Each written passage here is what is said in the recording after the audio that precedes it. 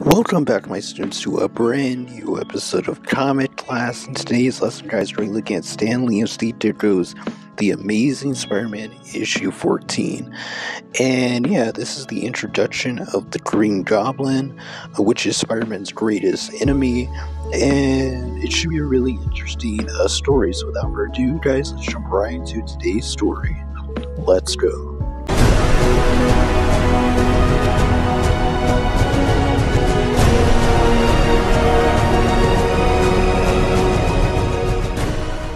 So this story starts off with a person basically working on their broom glider, basically, and they get dressed up as the Green Goblin. So we don't know who this person actually is.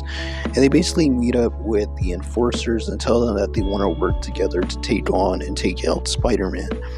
So Spider-Man basically is in the city, and the Green Goblin shows up, and Spider-Man thinks that he's a villain. So he basically attacks the Green Goblin, and the Green Goblin acts like he's an actor for a movie. So he tells Spider-Man to meet this movie producer. Basically, the movie producer offers Spider-Man a few $1,000s. So Spider-Man says that there's no way that he can refuse, because it's $50,000. This will make it to where Aunt May will never have to worry again. And he basically takes the deal with the producer. Now, Peter basically plays it off at the Daily Bugle that he wants to go take pictures of Spider-Man in this motion picture, get some behind-the-scenes photos, it seems. And Betty is basically kind of nervous that Peter will try to get with one of the movie actresses and stuff like that. And this is a very common trope with Betty's character. She also notices that Peter's been walking with Liz Allen as well at his college. And it just seems like that this is, how Betty's character is playing out. I don't know, is Peter in college already? I don't think so. I think he's in high school still. But yeah, so I don't know how I feel about Betty's character constantly being, jealous and stuff and overthinking things, but I guess that's just how her character is. So Jonah basically gives Peter the okay to go take photos of Spider-Man at the photo shoot.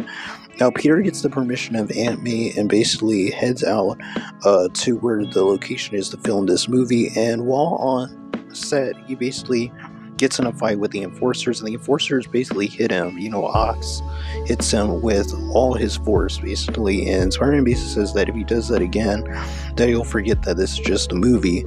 And he basically realizes that this is actually a trap, and he's basically getting attacked by all the enforcers and the Green Goblin. Now, during their battle, Spider-Man utilizes his spider abilities, even breaks Montana's web with his, as he says, power of chest expansion, which was a really funny line. And he's basically just getting tag teamed by all these enforcers. And eventually, he's able to make his way out of there and heads into a nearby cave. Now, while he's in the cave, he basically takes out all the enforcers one by one, so it's just him and the Green Goblin left. And they basically get in a battle with the Green Goblin using his pumpkin bombs, while he's flying on his flying broomstick. And Peter basically uses his webs to try to trap the Green Goblin, and it basically goes back to fighting against the enforcers and kind of subdues them, basically. And while the Green Goblin and him get back into battle, it's revealed that the Hulk is basically staying in this cave. So he gets in a fight with the Hulk and basically takes a hit from the Hulk. And he also tries to use his web to, stop the Hulk, basically subdue him. But he just rips it as if it was made out of paper. And like I said, he basically takes a hit from the Hulk that almost knocks him out. And I mean, this barely hit Spider-Man, and it almost knocked him out. But he fades basically being damaged like a lot by the Hulk, and gets out of the way from getting hit next to a boulder, and basically makes his escape with his agility and spider-like reflexes. So Spider-Man and the Green Goblin basically go outside, and Spider-Man tries to capture the Green Goblin but fails to do so, and the Green Goblin escapes as Spider-Man stays in a puddle of water, basically, a little lake or something like that. And the Green Goblin thinks it's because, he's scared of him, but it's revealed to us that Spider-Man is scared of the Hulk, because the Hulk is still around the area, and he would have saw Spider-Man had he came up, it seems, from the water. Now, Spider-Man could have left the Enforcers to stay in the cave, but he knew if the Hulk found them, he'd probably kill them and that. So he goes in to rescue the Enforcers, and he leaves them for the police to capture, basically. And, the issue ends with Spider-Man basically getting ripped off by the movie producer, basically telling him that he's not going to use him for the movie anymore and that it's canceled, that he has someone else that he wants to use for the movie. Make a movie about, basically. But he does pay Spider-Man enough to get himself back to New York City, and we're basically shown the Green Goblin go back to his hideout and basically take off his mask, and we're not shown, his face is covered, so we're not shown who exactly this is. Now, people that know Spider-Man know who the Green Goblin is, but we're going to keep it a secret while we're going through this, set of issues, because I want to, talk about it whenever it gets revealed, in the issue it's revealed.